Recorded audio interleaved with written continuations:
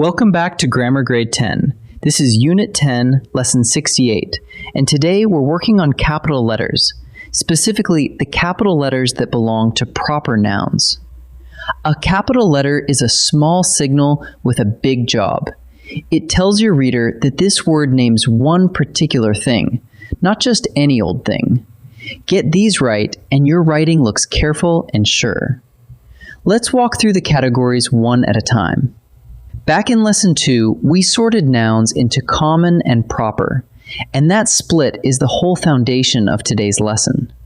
A common noun names any member of a group, a city, a river, a school, any city at all. But a proper noun names a particular one. Boston, the Nile, Lincoln High School. One city, one river, one school. Now we turn that idea into a rule for the page. Every proper noun takes a capital letter. And one wrinkle before we begin. When a proper noun runs to several words, capitalize the important words, but let the little joining words stay lowercase. We write the Statue of Liberty with a small o on the word of, because of is just a short preposition holding the name together. Let's start with people. Capitalize a person's name, and capitalize any initials in it. Look at this. Dr. Okafor met President Lincoln. Okafor and Lincoln are names, so of course they take capitals. But notice the titles too. Doctor and President are capitalized here because each one is attached to a name, writing along as part of it. Now watch what happens when the name disappears. The President spoke to the Senator. This time, President and Senator are plain job words, ordinary common nouns, and they stay lowercase.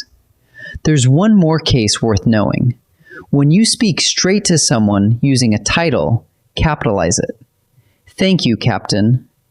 You're addressing the person by that title, so it works exactly like a name.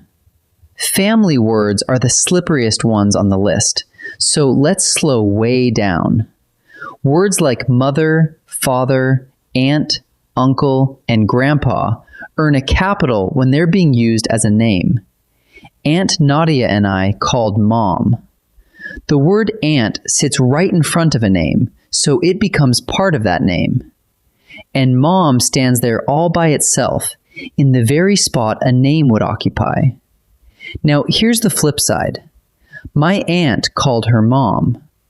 This time each family word follows a possessive, my, her, and a possessive is a signal that the word is an ordinary common noun, not a name. So both of them stay small. Here's the test I want you to carry with you. Could a real first name fit in that spot? If you can swap in Teresa and the sentence still makes sense, capitalize the family word. Geographical names come next, and this is the category where careful writers still slip. Capitalize the name of any particular place. The Andes, Fifth Avenue, Lake Erie, Peru. That covers continents, countries, cities, streets, mountains, rivers, and parks. If the word names one specific spot on the map, it takes a capital. Now, here's the subtle part, the one worth marking in your notes. The compass words. We drove south for 3 hours. There, south is only telling you which way the car was pointing. It's a direction, and directions stay lowercase. But listen to this one. She grew up in the South. Now, South isn't a direction at all. It names a region, a whole part of the country, a place you can move to, and a place gets a capital. Next come the groups that people belong to. Capitalize the names of organizations, institutions, businesses, teams, and government bodies. The Red Cross, Congress, Lincoln High School, the Detroit Tigers, the Supreme Court. Each of those names one particular group, so each of them takes a capital. And the same common versus proper logic still runs underneath. She works for a large hospital. The word hospital there could mean any hospital anywhere, so it stays lowercase. But now, she works for Mercy General Hospital. This time, the word hospital is stitched into the name of one specific institution, so it climbs up to a capital letter. History and the calendar travel together under one idea. Capitalize historical events, historical periods, and important documents. World War II, the Renaissance, the Bill of Rights. Each one names a particular stretch of time or a particular paper, so up go the capitals. Notice, by the way, that in the Bill of Rights, the little word of stays small. Same rule we met at the start. The calendar behaves the same way. Capitalize the days of the week, the months of the year, and the holidays. Monday, July, Thanksgiving. But here comes a small trap that catches almost everybody. We swim every summer and every spring. The seasons take no capital at all. Summer, spring, fall, winter. They stay lowercase. So keep it in this shape. Days, months, and holidays, yes. Seasons, no. 2 more categories and then we'll practice. Capitalize the names of ethnic groups, nationalities, languages, and religions. Spanish, Nigerian, Buddhism, Judaism. Every one of those names a particular people, a particular tongue, or a particular faith. And finally, brand names, which carry a twist worth learning.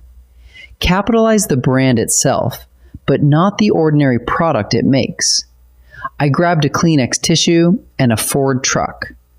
Kleenex is the brand, so it stands up with a capital, while tissue is just an everyday object. Ford is the company. Truck is the thing sitting in the driveway. So remember, the maker is a name and the thing it makes is not. Time to practice. In this first set, I'll give you a sentence with 1 word missing and 2 ways to write that word. Decide which one belongs there. Pause the video and choose before I reveal each answer. Ask blank to sign the permission form. Is it small mom or capital mom? Check for a possessive.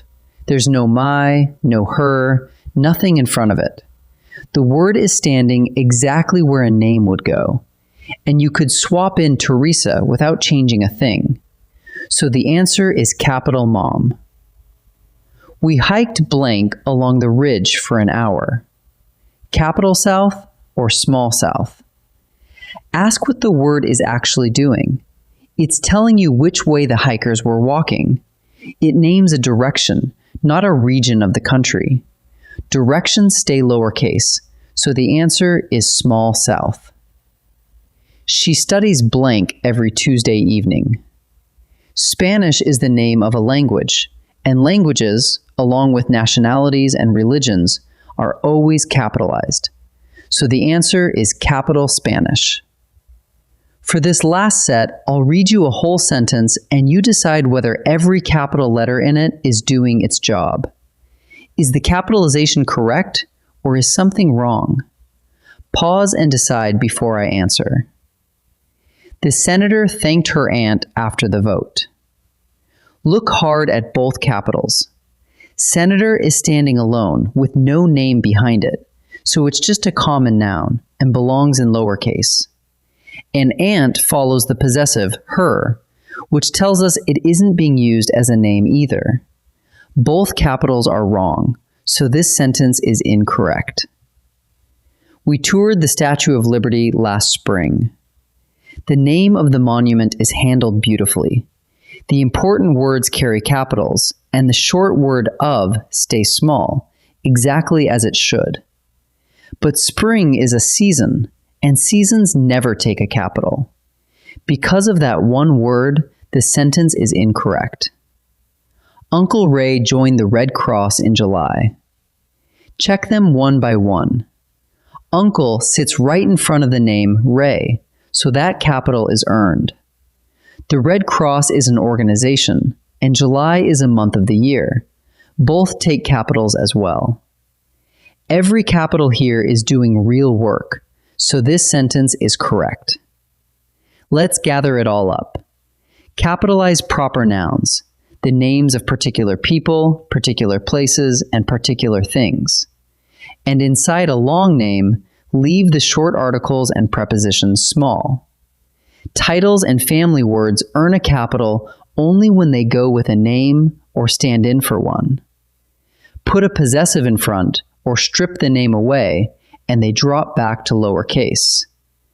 And give capitals to regions, organizations, historical events, days, months, holidays, languages, and brand names.